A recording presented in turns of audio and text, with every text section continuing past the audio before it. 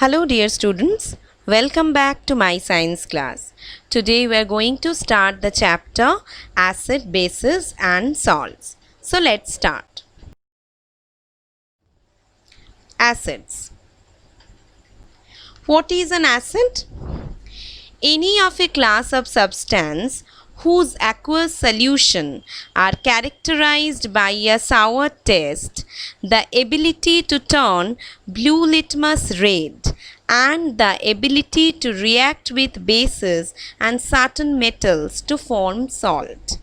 So, if definition of acid is asked, it is a class of substance whose aqueous solution is sour in taste, which has the ability to turn blue litmus paper into red, and the ability to react with bases and certain metals to form salt. A substance that yields hydrogen ion when dissolved in water. Acid's pH is less than 7. What is pH? You might not understand now. We will discuss about pH in the later part of this chapter. It always forms hydrogen ions in solution. Acids are corrosive in nature, reacts with most metal to form hydrogen gas. That is why acids are not stored in metallic container.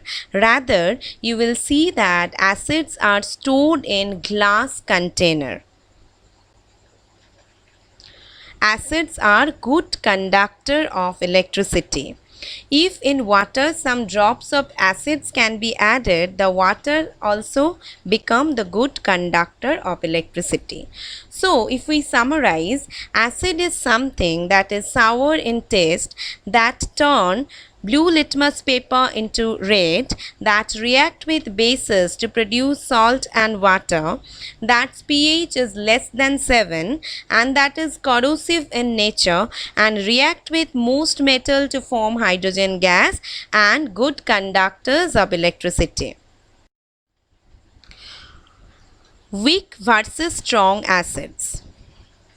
Weak acids do not ionize completely. Most organic acids are weak acids. Organic acids means those acids we can obtain from nature. Example: acetic acid, boric acid, nitrous acid, phosphoric acid, sulfurous acid. Strong acids ionize completely. Mostly inorganic acids are strong, that are prepared generally in laboratories. Example: hydrochloric acid, nitric acid, sulfuric acid. So, acids are of two types: weak or organic acid and strong or inorganic acid. Some common acids. HCl, hydrochloric acid, we can get it in the stomach. H2SO4, sulfuric acid, used in car batteries. HNO3, nitric acid, used in explosives. CH3COOH, acetic acid, used in vinegar. H2CO3, carbonic acid, used in sodas, or even you can see it in cold drinks, aerated drinks. H3PO4, phosphoric acid, used for flavoring. Now, example of some common organic acid. I just told you that organic acids are weak acid and obtained in nature.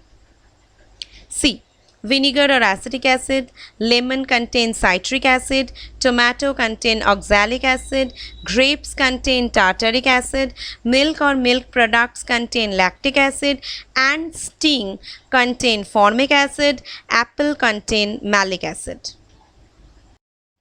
So now, are you confident that you can pass this acid test? Let's know something about bases now. Bases are substances that in aqueous solution release hydroxide ions.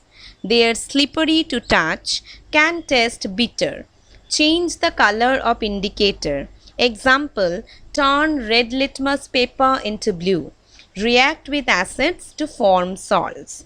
Here are some common example of bases you can see. in the picture. pH is more than 7. Some common bases are sodium hydroxide, that is used in soaps and detergents. Magnesium hydroxide, used as antacids. Aluminium hydroxide, used in deodorants. Ammonium hydroxide is a weak base used as ammonia. Acid versus bases. According to a famous scientist, Arrhenius, who defined acid as acids are something that produces hydrogen ions in water, and bases are something that produce hydroxide ions in water. Indicators. Acid and bases, we have just learned that acids are sour in taste and bases are bitter in taste. But we cannot test everything in hand to understand whether it is acidic and base, acidic or basic. So here indicators help us. Indicators help us to understand whether a given solution is acidic or basic. Chemical indicators are of two types, artificial and natural.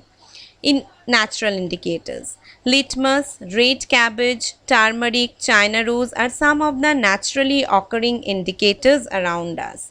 Litmus is the most commonly used natural chemical indicator. Generally in lab we use litmus in the form of strips, litmus paper. Okay, so litmus is most commonly used indicator, and these are all examples of natural indicators. Litmus is obtained from lichens, red cabbage, turmeric, China rose. These are all example of indicators. Using this we can understand given solution is acidic or basic in nature. Some artificial indicators are phenolphthalein and methyl orange. You have to notice the pronunciation. Phenolphthalein, I am not pronouncing the L. Phenolphthalein and methyl orange. These are two artificial indicators. Now see how methyl orange changes its color. Methyl orange is reddish in acidic solution and it is yellow in basic solution.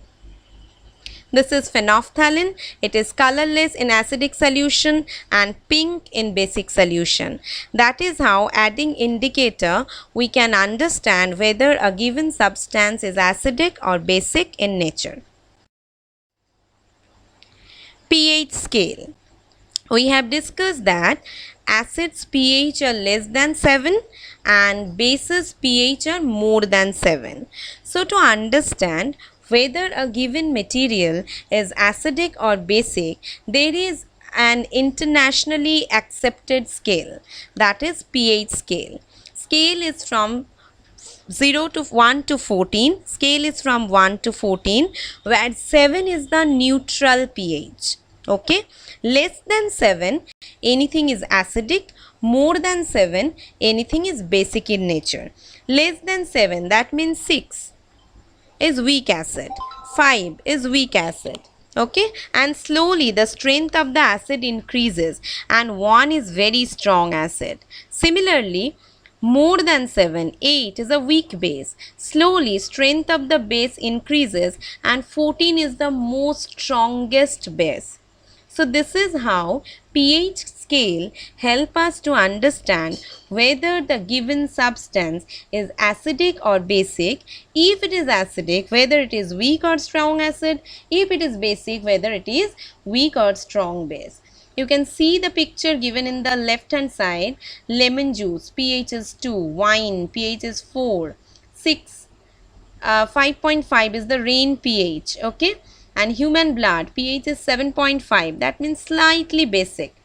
Baking soda 8.5, detergent 10, bleach 12.5, so very strong base. So there are certain examples. Using pH scale we can understand that this substance are strong acids, weak acid, strong base or weak base.